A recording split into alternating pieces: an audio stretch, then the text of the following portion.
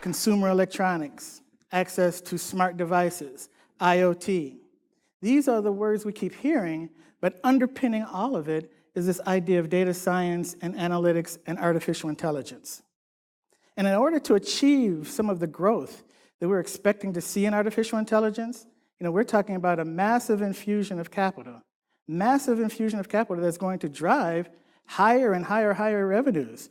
Tractica says that it's going to grow from under $1 billion this year to $38 or $39 billion by 2025.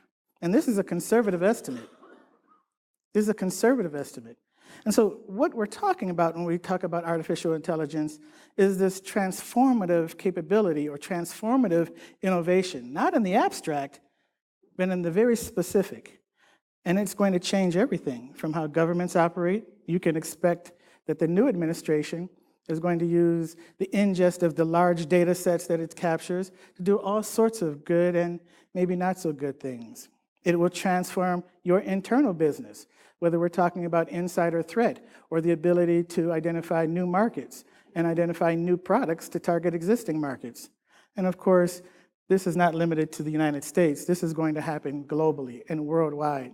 And so in many ways, we're super excited about the opportunity to talk about artificial intelligence. But we do need to deconstruct. Because right now there are some terms that keep getting thrown around, and you may have heard me talk about a few of them, that we need to be very, very specific about what they are so that we can be in a much better position to take advantage of them. So let's do that now. First, I'd like to start off with the driver of this discussion around artificial intelligence. And as you can see, it's around this hyperconvergence of these three things. And actually, there are four things. So there will be a test before I move to the next slide. So be prepared.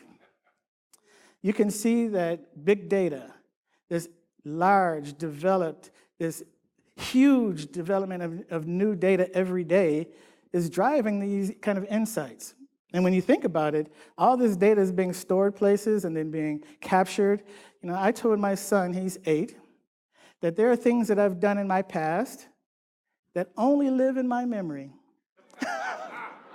They only live in my memory. They will never be seen by anyone. They can't be called up in a digital display or discovered. But unfortunately, his life is nothing like that.